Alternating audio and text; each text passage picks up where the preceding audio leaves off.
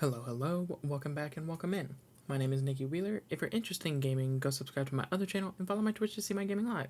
Now, let's start this video. Today, I'll be discussing Megan Thee Stallion. She is best known for her collaboration with Cardi B and Crybaby with The Baby. Independently though, Megan is incredibly talented and shows us time and time again how she deserves all of her accomplishments and more in the rap world. Starting off with her first major success in the industry, an EP titled Tina Snow, released in 2018. Influenced by a lineage of sexually charged rappers, but bringing an updated flow all of her own, the MC delivered her first fully formed tracks with this mixtape. Overflowing with confidence, booming production, and hypersexualized lyrics, each of the 10 tracks here hits hard and finds Megan Thee Stallion calmly adjusting her crown after tearing through rhymes as hungry as they are vulgar. Single Big Ol' Freak is perhaps the most visible of Megan's hits, but Freak Nasty, Neva, and Cocky AF all follow a similar formula. Sex, rhymes, and confidence so inflated that it borders on belligerence. Only in the silken grooves of Cognac Queen and the feel-good summer bounce of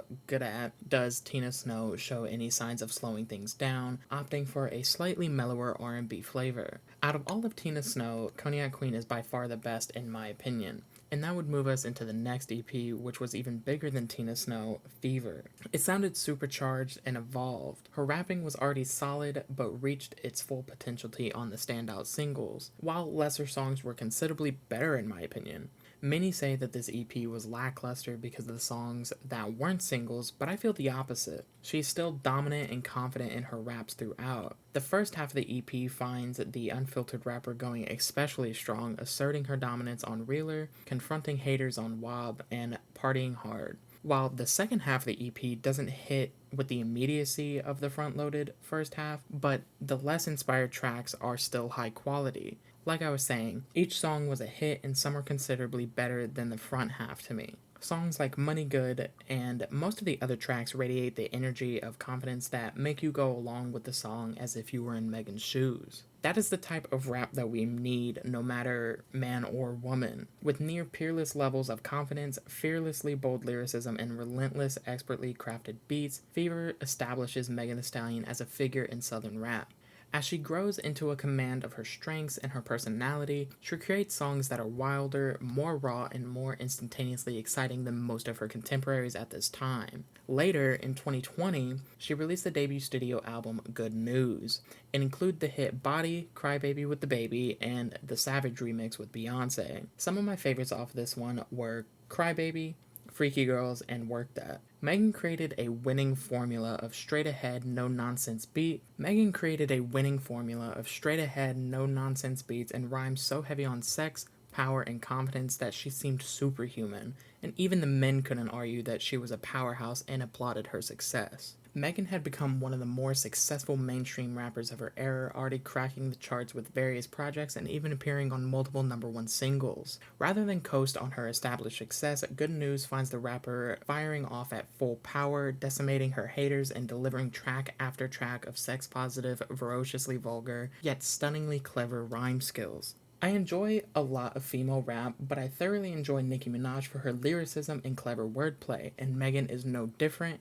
And I am in no way comparing the two, but I can't help but connect them because how indestructible they seem. Specifically in Crybaby, we see Meg talk about her active sex life, claiming that her body count is so sky high that even her friends and parents are being a crybaby about it. The track's ominous instrumental is built around a crying sample and features a heavy-hitting beat. Then on Freaky Girls, you have SZA hand in hand with Meg, and it was a collab I didn't know I needed. It's a sexy R&B track going back and forth between two women trading verses with their sexual prowess. It features some classic 90s production by Juicy J, sampling Adina Howard's 1995 hit Freak Like Me, which definitely secures the 90s vibe they were going for. SZA's voice goes perfect with the beat and couples with Megan's voice like butter. This album is hedonistic for sure. Meg presented herself as a force to be reckoned with from her earliest material, and Good News finds her XXX rated rhymes, imposing charm, and ability to make it all appear effortlessly, reaching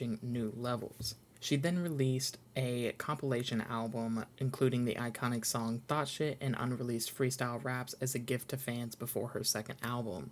The sheer force of Megan Thee Stallion's celebrity and sexually aggressive persona can sometimes overpower the fact that she's a rapper first and foremost. A few years before she was making #1 hits with Beyonce and Cardi B, Megan was earning a following of new fans blown away by the freestyling skills she was exhibiting on her YouTube videos. There were raucous freestyles like the old school flavored tuned in style and the moody futuristic trap heater bless the booth freestyle. There's no shortage of sexually hypercharged material here, and tracks like Eat It and Freakend are nasty and explicit with jaw-dropping and blush-inducing way that made Megan famous. There were several songs on this album I enjoyed, most of it actually, but my top songs were Warning, Thought Shit, Opposite Day, Megan's Piano, and Megan Monday Freestyle. Megan's lewd and ungovernable style paved a lane of its own and rode it to the higher reaches of the charts. The second studio album, Traumazine, finds her taking small steps away from her hyper-confident persona to explore the emotional complexity of her own lived experiences, resulting in a record that was more vulnerable and open than anything she's delivered before.